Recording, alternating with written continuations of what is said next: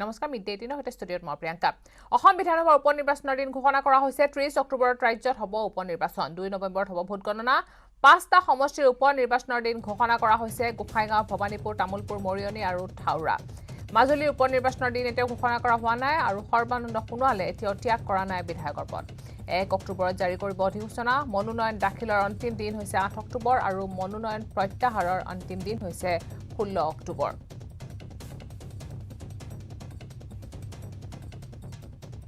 অসম বিধানসভাৰ উপনিৰ্বাচনৰ দিন ঘোষণা কৰা হৈছে 30 অক্টোবৰত ৰাজ্যত হ'ব উপনিৰ্বাচন 2 নৱেম্বৰত হ'ব ভোট গণনা আৰু পাঁচটা সমষ্টিৰ উপনিৰ্বাচনৰ দিন ঘোষণা কৰা হৈছে গোখাইগাঁও ভবানীপুৰ তামুলপুৰ মৰিয়নি আৰু ঠাউৰা নাম ঘোষণা কৰা হৈছে মাজুলীৰ উপনিৰ্বাচনৰ দিন এতিয়াও ঘোষণা কৰা হোৱা নাই সৰ্বানন্দ সোণোৱালে এতিয়াও ত্যাগ কৰা নাই বিধায়কৰ পদ আৰু 1 অক্টোবৰত জাৰি কৰিব অধিসূচনা মনোনয়ন দাখিলৰ অন্তিম দিন হৈছে 8 অক্টোবৰ আৰু মনোনয়ন প্ৰত্যাহাৰৰ অন্তিম দিন হৈছে 16 অক্টোবৰ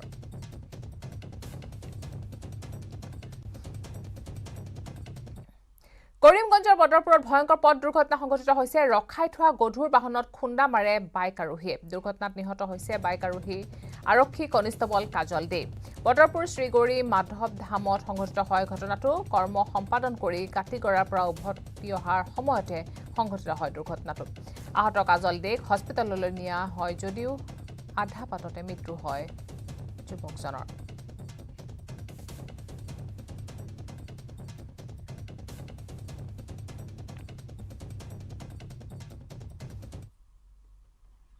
চিপাঝাৰ ঢলপুৰত উপস্থিত এআইডিএফৰ দল খাদ্য সামগ্ৰী দমকল লৈ উপস্থিত হৈছে ঘাটত কোৱাৰঘাট হৈ 1 নং ঢলপুৰত উপস্থিত হৈছে দলটোত আছে মজিবুৰ ৰহমান বিধায়ক হাফিজ বছিৰ আহমেদ বিধায়ক ডক্টৰ ৰফিকুল ইছলাম বিধায়ক নিজানুৰ ৰহমান বিধায়ক সুজামুদ্দিন সৰ্বভাৰতীয় জমিয়ত উলামা হিন্দৰ সম্পাদক মৌলানা হাকিমুদ্দিন আজমল ফাউণ্ডেশ্যনৰ বিষয়ববীয়া সাহামুদ্দিন এআইডিএফৰ যুৱ মৰ্চাৰ সভাপতি জাহিৰুল ইছলাম উপস্থিত হয় ঢলপুৰত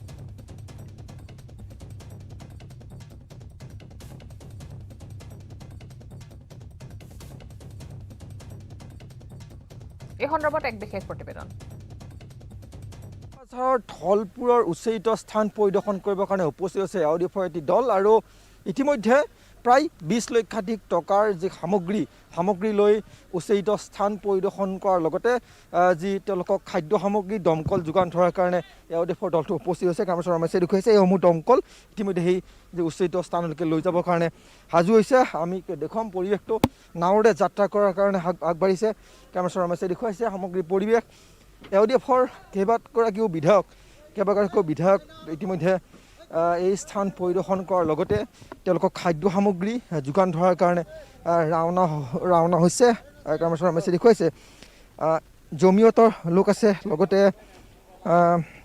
যি এআইডিএফৰ যুৱ মৰ্চাৰ কেইবাগৰাকীও লোক এতিয়া উপস্থিত আছে আৰু সকলোৰে উপস্থিতিত খাদ্য সামগ্ৰী বিতৰণ কৰিব এআইডিএফৰ ফালৰ পৰা দেখিবলৈ পোৱা গৈছে যে উচ্চৰিত পৰিয়ালসকলৰ কিছু খাদ্যৰ সংকটত ভুগিছে এই খাদ্যৰ সংকট যাতে পূৰণ কৰিব পৰা যায় তাৰ কাৰণে আজি বিশেষভাৱে এআইডিএফৰ দলটো উপস্থিত হৈছে আজি দেখিছোঁ আপোনাৰ দল এটি উপস্থিত হৈছে কি সামগ্ৰী লৈ আহিছে আমি বৰ্তমানে যিখিনি ইছেঞ্চিয়েল কমোডিটিজ মেইনলি আপোনাৰ ধৰক চাউল দালি আপোনাৰ চেনি মিঠাতেল আপোনাৰ খোৱা পানীৰ কাৰণে বিধি ব্যৱস্থা কৰা হৈছে দমকল অনা হৈছে মোটামুটি প্ৰায় 25 লক্ষ টকাৰ সামগ্ৰী লৈ আমি ইউডিএফৰ তৰফৰ পৰা জমিয়তৰ তৰফৰ পৰা আজমল ফাউণ্ডেশ্যনৰ গ্ৰুপ ইতিমধ্যে আমি আহি পাইছোঁ প্ৰশাসনৰ পৰা তেওঁলোকক কোনো ধৰণৰ খাদ্য সামগ্ৰী বা দমকলৰ যোগান ধৰাৰ অভিযোগ কৰিছে এই বিষয়লৈ আমি 2-3 বাৰ মানে আমাৰ ডিএম মহোদয়ৰ লগত কথা পাতিছোঁ তেখেতসকলে কৈ আছে যে আমি কম দিনৰ ভিতৰত দিম কিন্তু দিয়া নাই এতিয়ালৈকে সেইকাৰণে আমি নিজে দিয়াৰ ব্যৱস্থা কৰি দিছোঁ আৰু উপায়তো নাই আৰু কি কৰিম কংগ্ৰেছ দলে এতিয়া কৈ আছে যে এআইডিএফে এই ৰাজনীতি কৰিব আৰম্ভ কৰিছে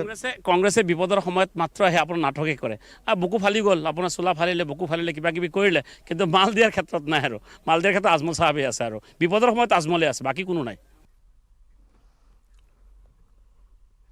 গুৱাহাটীত গ্ৰেপ্তাৰ দুৰ্নীতিগ্ৰস্ত লাট মণ্ডল গ্ৰেপ্তাৰ শোণিতপুৰৰ ঠেলামৰা ৰাজহ চক্ৰ কাৰ্যালয়ৰ লাট মণ্ডল গুলজাৰ হুছেইন গুৱাহাটী ভঙাগড়ত দুৰ্নীতি নিবাৰক শাখাই কৰিছে গ্ৰেপ্তাৰ মাটি দালালৰ পৰা বিচাৰিছিল লাখ লাখ টকা মাটি দালালৰ নামৰ তালিকাৰ পৰা নাম কৰ্তন কৰি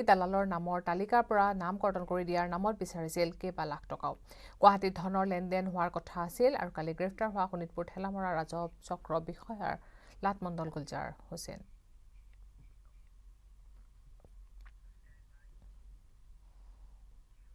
এবাৰ জিলা পৰিবহণ বিষয়া কাৰ্যালয়ৰ দালালৰ ওপৰত চকু পৰিছে মুখ্যমন্ত্ৰী হিমন্ত বিশ্ব শৰ্মাৰ। ৰাজচক্ৰ বিষয়া কাৰ্যালয়ত চলি থকা দালাল ৰাজৰ বিৰুদ্ধে অভিযান অব্যাহত ৰখাৰ সময়তে এইবাৰ দ্বিতীয় অফিচৰ দালাল উৎখাত কৰিব চৰকাৰে।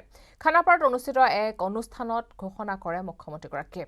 দালালৰ বাবে চৰকাৰে বহু ৰাজহ হেৰুৱাইছে বুলি জানিবলৈ দি মুখ্যমন্ত্ৰীয়ে কয় যে ইতিমধ্যে তেওঁৰ হাতত পৰিছেহি ৩৮২জনীয়া দালালৰ তালিকা।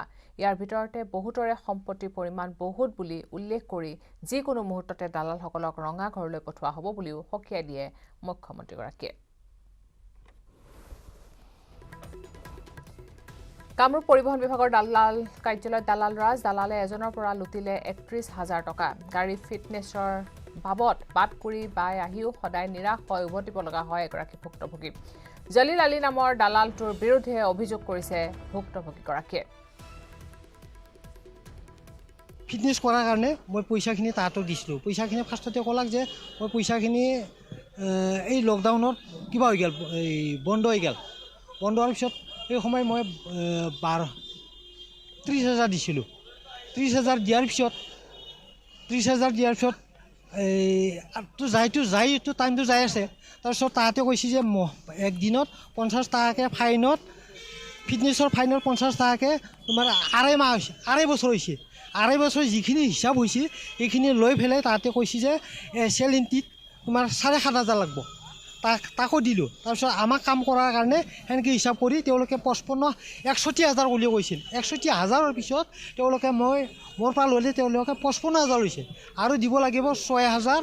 মোক লিখাই আছে 6,000 কিবা টকা দিব লাগিব আৰু 55,000 অলৰেডি দিলে। দিয়াৰ পিছত মোক মাত্ৰ চেলিনটিখিনি কৰি দিলে মোক।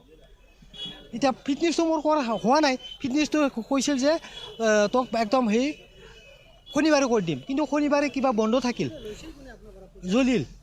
জলিল আলী দালাল আছিল।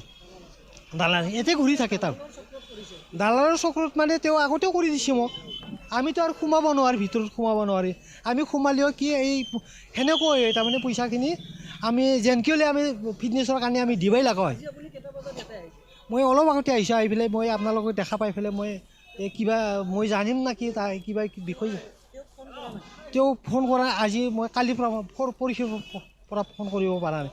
এনে ফোনত কৰি আজি হ'ব কালি হ'ব তেনেকৈ কৈ আছে, কিন্তু মই আহি আছোঁ। আহি থাকিলেও সি কয় যে তোমাৰ এনেকৈ গাড়ীখন তোমাৰতো গাড়ীখন ফিটনেছৰ কাৰণে ফিটেড নাই, তুমি ৰং কৰিব লাগিব, গাড়ীখন বনাব লাগিব, ঘূৰাব লাগিব। তাৰপিছত মই গাড়ীখন কালাৰ কৰোঁতে মোটামুটি 1 সপ্তাহ গ'ল। 1 সপ্তাহৰ পিছত মই শনিবাৰে কৈছোঁ মোৰ গাড়ীখন গোটেই ৰং কৰা কমপ্লিট হৈছে। মই এতিয়া কি কৰিম? ৰং কৰা হৈছে যদি তুমি কি কৰা, তুমি সোমবাৰে আহা। এই যোৱাকালি সদায় তাৰমানে কথাত ঘূৰাই আছে। তাৰমানে আত্মবিশ্বাস থাকিলে বিপদেও হাৰ মানিব। এই কথা 3 ফুট উচ্চতাৰ ৰোহিতে ভালকৈ বুজি পাইছে।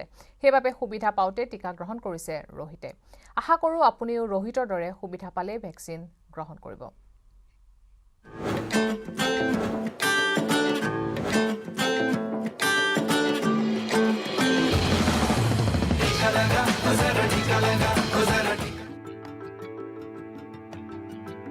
বুদ্ধিমত্তাই হওক বা সফলতা, মানুহৰ উচ্চতাই ইয়াক নিৰূপণ নকৰে।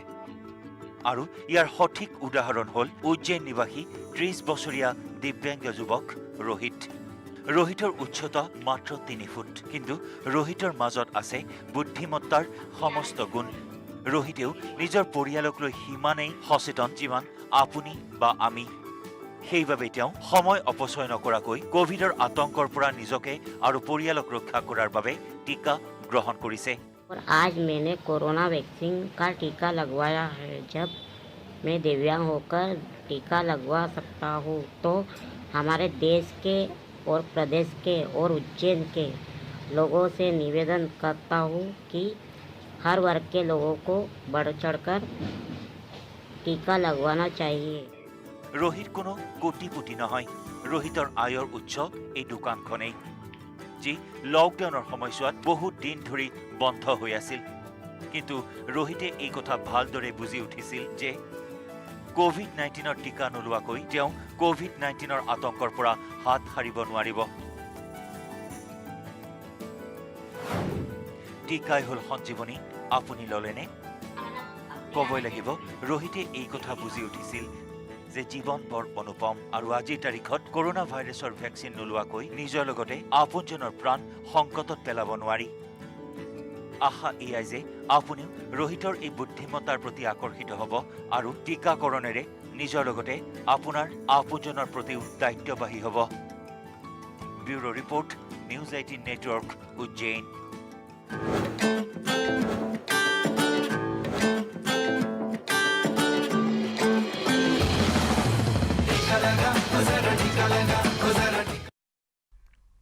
এখন কাঠৰ দলঙে বিপদ মাতিছে বাক্সাৰ পুৰাণ শ্ৰীপুৰবাসীলৈ বাক্সা জিলাৰ এক ঐতিহ্যপূৰ্ণ স্থান শ্ৰীপুৰ দেৱালয় মুছলপুৰ মহকুমাৰ অন্তৰ্গত পুৰাণ শ্ৰীপুৰত অৱস্থিত এই দেৱালয়লৈ যোৱাৰ পথটোৰ কাঠৰ দলংখন এতিয়া যেন হৈ পৰিছে মৰণ ফান্দ মেৰামতিৰ অভাৱত জৰাজীৰ্ণ হৈ পৰিছে দলংখন বৰ কুচিজাৰৰ পৰা খাৰুৱা সংযোগী বৰ চিমলুগুৰি পথৰ মাজতে দীৰ্ঘদিন ধৰি জৰাজীৰ্ণ হৈ আছে এইখন দলং দৈনিক সৰু বৰ সকলো ধৰণৰ বাহন পাৰ হৈ যায় দলংখনৰ ওপৰেৰে কিন্তু কাণ সাৰ নাই বিটিচিৰ পৰিষদ বিধায়ক কিংবা সাংসদৰ অনুনয় বিনয় কৰিলে লোক নিৰ্মাণ বিভাগে মাজে সময়ে দলংখন জোৰা টাপলিহে মাৰে আৰু কিছু মেৰামতি কৰে ইতিমধ্যে দলংখনৰ পৰা পৰি বহুজন আঘাতপ্ৰাপ্ত হৈছে আৰু গুৰুতৰভাৱে আহত হৈছে কিন্তু কাণ সাৰ নাই প্ৰশাসনৰ চৰকাৰৰ 17 বছৰ হৈ গ'ল আৰু ইয়াৰ আগতো বহুত চৰকাৰ সলনি হৈ গ'ল এজিপিৰ পৰা কংগ্ৰেছৰ পৰা বিজেপিৰ পৰা কিন্তু আজিলৈকে এই দলংখনৰ এই জৰাজীৰ্ণ অৱস্থাটো আমি ভাল দেখা নাপালোঁ আজিলৈকে পকী দলং নহ'ল এই দলংখন ইয়াৰ আগতে আমাৰ এই 300 মিটাৰ ডিষ্টেঞ্চত আমাৰ হেৰি আছে পুৰাণ শ্ৰীপুৰ দেৱালয় দুৰ্গা মন্দিৰ তালৈকে যোৱাত আজি এটা আমাৰ দুৰ্গা পূজা শ্যামা পূজা হয় এই দুৰ্গা পূজা শ্যামা পূজাত যিবিলাক যাত্ৰী অহা যোৱা কৰে ইয়াত বিভিন্ন ধৰণে বিভিন্নজনৰ বাইক এক্সিডেণ্ট চাইকেল এক্সিডেণ্ট বা 4 চাকা আনিলে 4 চাকা মন্দিৰৰ চৌহদত সোমাব নোৱাৰি এনেকুৱা অৱস্থাত বৰ্তমান আমাৰ এই গাঁওখন পৰিণত হৈ আছে ইফালে তেজপুৰত নলা নিৰ্মাণত বিসংগতি পঞ্চায়তৰ সদস্যৰ বিৰুদ্ধে উঠিছে অভিযোগৰ আঙুলি 70 মিটাৰ দৈৰ্ঘ্যৰ নলা নিৰ্মাণতে ব্যয় কৰিলে 4 লাখ টকা তেজপুৰৰ মাজগাঁও গাঁও পঞ্চায়তে চতুৰ্থ বিত্তীয় আয়োগৰ 2019-20 বিত্তীয় বৰ্ষৰ অধীনত নলাটো নিৰ্মাণৰ বাবে মোকলাই দিয়ে 4 লাখ টকা এজাক চিপচিপিয়া বৰষুণতো নলাৰ পৰিৱৰ্তে পথৰ ওপৰতে জমা হয় পানী ফলত ক্ষোভিত হৈ পৰিছে অঞ্চলবাসী এই সন্দৰ্ভত এক বিশেষ প্ৰতিবেদন এখন ফলকে এতিয়া আপোনাৰ চকু কপালত উঠাব কিয়নো 70 মিটাৰ দৈৰ্ঘ্যৰ ড্ৰেইন নিৰ্মাণৰ নামত অৰ্থাৎ নলা নিৰ্মাণৰ নামত 4 লাখ টকা ইতিমধ্যে মাজগাঁও গাঁও পঞ্চায়তে ব্যয় কৰা দেখুৱাইছে আৰু এইখন ফলক আই দিয়া হৈছে আমি কাৰ্যত কি কাম হৈছে সেয়া দেখুৱাবলৈ চেষ্টা কৰিছোঁ কিয়নো এই ড্ৰেইন নিৰ্মাণৰ পিছত এতিয়া প্ৰতিক্ৰিয়াৰ সৃষ্টি হৈছে অঞ্চলবাসীৰ মাজত আৰু মই বৰ্তমান উপস্থিত আছোঁ তেজপুৰৰ পূব কেতেকীবাৰীত পূব কেতেকীবাৰীৰ মেহেতা কনষ্ট্ৰাকশ্যনৰ পৰা পূব কেতেকীবাৰীৰ নামঘৰ যি লিংক ৰোড সেই লিংক ৰোডলৈ 70 মিটাৰ দৈৰ্ঘ্যৰ এটা ড্ৰেইন অৰ্থাৎ নলা বনোৱা হৈছিল আৰু সেই নলাটো নিৰ্মাণত বিসংগতি ধৰা পৰিছে আৰু এই নলা নিৰ্মাণত এক দুৰ্নীতি সংঘটিত হোৱাৰ অভিযোগ স্থানীয় ৰাইজৰ কিয়নো যি উদ্দেশ্য লৈ নলাটো নিৰ্মাণ কৰা হৈছিল আৰু সেই উদ্দেশ্য কাৰ্যত সফল হোৱা নাই কিয়নো পানী ওলাই যোৱাৰ সুব্যৱস্থা হোৱা নাই মাত্ৰ 4 লাখ টকা ব্যয় কৰা দেখুৱালে আৰু সেই ধন ঠিকাদাৰে উদৰস্তহে কৰিলে স্থানীয় লোক আছে মই তেওঁলোকৰ পৰা প্ৰতিক্ৰিয়া ল'বলৈ চেষ্টা কৰিম হয় একে ভাল হোৱা নাই কামটো পানীটো ওলাই যোগ গৈছে নে নাই পানীটো পানী নাই যোৱা কোনো বৰষুণ অকণমান বৰষুণতে একে সৰু সৰু একে পানী ইফালে স্কুল আছে ইফালে ল'ৰা ছোৱালী আছে ধৰক ইফালে নাৰ্ছিং হোম আছে হস্পিটেল আছে সকলো যাতায়াতৰ বহুত অৱস্থা একদম বেয়া আৰু তাতে যিটো ব্যৱস্থা কৰিলে সকলোতকৈ একটা ঘৃণনীয় কাৰবাৰ কৰিছে আৰু কি ক'ম আৰু পূৰ্বতেও মাজগাঁও গাঁও পঞ্চায়তে বিভিন্ন পথ বা নলা নিৰ্মাণত দুৰ্নীতি সংঘটিত কৰিছে আৰু এয়াও আন এক উদাহৰণ কি ক'ব মাত্ৰ 70 মিটাৰ দৈৰ্ঘ্যৰ নলা কিন্তু 4 লাখ টকা ব্যয় কৰিলে ইতিমধ্যে কাম হৈছে নে নাই আপোনাৰ চকুত কেনে দেখে কামটো এইটো 70 মিটাৰ দৈৰ্ঘ্যৰ যিটো কাম হৈছে সেইটো কাম সম্পূৰ্ণ হৈ উঠা নাই আৰু তেনেকৈ সুব্যৱস্থা কৰা নাই তেওঁলোকে সেইটোৰ কাৰণে আজি এনেকা অৱস্থা এটা হৈছে নিশ্চিতভাৱে আমি পুনৰ দেখুৱাইছোঁ এই নলাটো আৰু 70 মিটাৰ দৈৰ্ঘ্যৰ এই নলাটো ইতিমধ্যে নিৰ্মাণ সম্পূৰ্ণ কৰা দেখুৱাই মাজগাঁও গাঁও পঞ্চায়তৰ পৰা 4 লাখ টকা আবণ্টন দিয়া হৈছে আৰু কাৰ্যত কিন্তু সেয়া একো হৈ উঠা নাই। মই স্থানীয় আন এজন ব্যক্তিকো মই যিহেতু এই পাইছোঁ, আপোনাৰ পৰা মই জানিব বিচাৰিম। 4 লাখ টকা কিন্তু খৰাল হ'ল, পানী এতিয়া ওলাই যোৱা নাই। এইটো নলাটো তাৰ পৰাই ইয়ালৈকে কৰিলে আমাৰ মাজগাঁও পঞ্চায়তৰ পৰা, কিন্তু 4 লাখ টকা খৰচ হৈছে বুলি ইয়াত লিখিছে, কিন্তু কাম একো তেনেকৈ হোৱা নাই, পানী ওলাই নাযায়। ৰাজস্থানৰ আলৱাৰৰ উষা শৰ্মাই মাত্ৰ 10 বছৰ বয়সতে আবদ্ধ হৈছিল বিবাহপাশত। তাইক লগে লগে মানুহৰ ঘৰে ঘৰে বাথৰুম চাফা কৰিবলৈ লগাই দিয়া হৈছিল, যিটো তাইৰ পৰিয়ালৰ প্ৰজন্মৰ পৰা জনা একমাত্ৰ জীৱিকা আছিল। 2003 চনত উষাৰ বাবে বিষয়বোৰ এক নাটকীয় ৰূপ লৈছিল। তেতিয়া তেওঁ সমাজ সংস্কাৰক আৰু সুলভ ইণ্টাৰনেশ্যনেলৰ প্ৰতিষ্ঠাপক ডক্টৰ বিন্দেশ্বৰ পাঠকক প্ৰথমবাৰ লগ পাইছিল।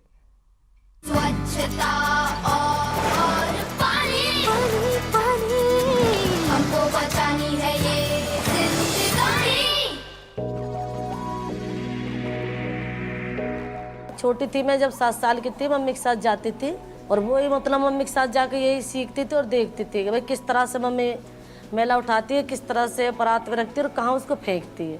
फिर मेरी 10 साल की उम्र में मेरी शादी होगी बड़ी वाली दीदी के साथ, तो 4 साल के बाद मेरा गौना किया था, तो मुझे यहाँ भी वही काम करने को मिला, मेला ढोने का। तो जिससे कि लड़की सोचती है कि हो सकता है मेरे पति के घर ऐसा ना हो, ये काम करने को मुझे नहीं मिले।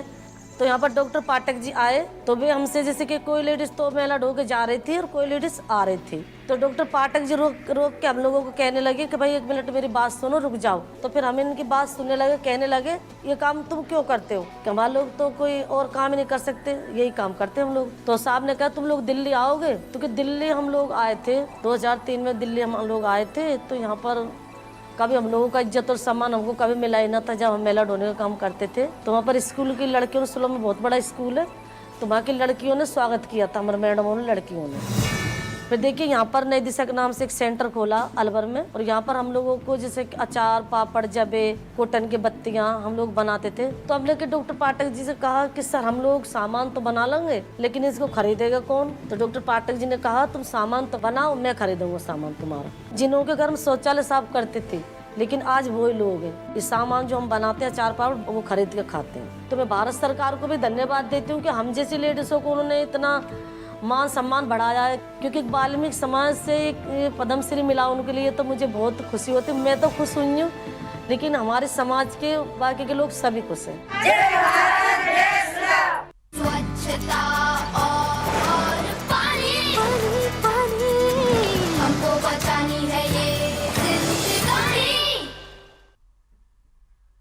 সম্পূৰ্ণ জৈৱিকভাৱে বিভিন্ন চাহ প্ৰস্তুত কৰি গহপুৰৰ সত্ৰং বালিজানৰ প্ৰদীপ গয়াৰী এতিয়া বহুতৰে বাবে আদৰ্শ। জৈৱিক চাহ আমাৰ দেহৰ বাবে অত্যন্ত প্ৰয়োজনীয়, বহু ৰোগ নিৰাময় কৰে গ্ৰীণ টিয়ে। প্ৰদীপ গয়াৰীয়ে নিজৰ ক্ষুদ্ৰ চাহ উদ্যোগত সংস্থাপন দিছে বহুজনকে। এই সন্দৰ্ভত পলাশ গগৈৰ বিশেষ ৰিপৰ্ট। হয়, জৈৱিক পদ্ধতিৰে চাহ খেতি কৰি তাৰ পৰা চাহপাত প্ৰস্তুত কৰিছে গহপুৰ সত্ৰঙৰ এগৰাকী ব্যক্তিয়ে। নিজে স্বাৱলম্বিতা হোৱাৰ উপৰিও অঞ্চলটোৰ প্ৰায় 20ৰো অধিক লোকক কৰ্মসংস্থাপন দিবলৈ সক্ষম হৈছে। আৰু মোৰ সতীৰ্থই দেখাব, মই তেওঁ ক্ষুদ্ৰ চাহ উদ্যোগটোত আছোঁ, আৰু মোৰ সতীৰ্থই দেখাইছে এয়া উদ্যোগটোৰ দৃশ্য। এনেদৰে এইসমূহ গ্ৰীণ টি আৰু জৈৱিক পদ্ধতিৰে সম্পূৰ্ণ তেওঁ এইসমূহ প্ৰস্তুত কৰি উলিয়াইছে। এনেদৰে তেখেতে পেকেজিঙো কৰিছে সুন্দৰকৈ, আৰু আমি তেওঁৰ লগত কথা পাতিম। দাদা কওকচোন, যিহেতু এটা ভাল পদক্ষেপ লৈছে আপুনি, গ্ৰীণ টি প্ৰস্তুত কৰিছে, কি ক'ব সমগ্ৰ? মই প্ৰায় 2014 চনৰ পৰাই এই জৈৱিকভাৱে চাহ খেতি কৰিবলৈ প্ৰয়াস কৰিছোঁ। লগতে নিজেই উৎপাদিত কেঁচা পাতেৰে শুকান চাহপাত প্ৰস্তুত কৰি স্বাস্থ্যসন্মতভাৱে মাৰ্কেটিং মানে বজাৰত বেচিবৰ কাৰণে চেষ্টা কৰিছোঁ। লগতে গ্ৰীণ টি, অৰ্থডক্স ঢেঁকীত খুন্দি আমি ট্ৰেডিশ্যনেলিভাৱে CTC চাহ, লগতে ব্লেণ্ডিং কেইবাবিধো আছে, ব্লু টি আছে, লেমন গ্ৰাছ আছে, জিংগাৰ আছে, টাৰ্মেৰিক টি আছে, আৰু বিশেষকৈ আমি হোৱাইট টিও প্ৰস্তুত কৰোঁ।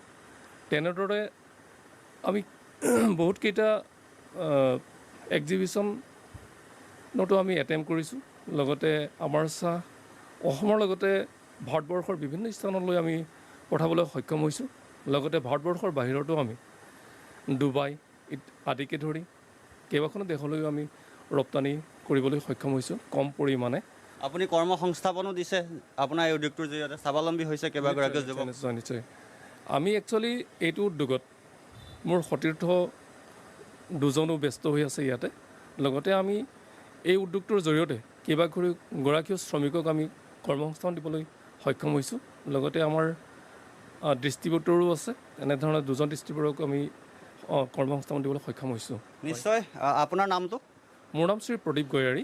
হয়, নিশ্চয়। এইগৰাকী হৈছে প্ৰদীপ গয়াৰী আৰু নিজৰ গাঁওখনতে ক্ষুদ্ৰ উদ্যোগ গঢ়ি তুলি এনেদৰে তেওঁ গ্ৰীণ টি প্ৰস্তুত কৰি উলিয়াইছে সম্পূৰ্ণ জৈৱিক পদ্ধতিৰে।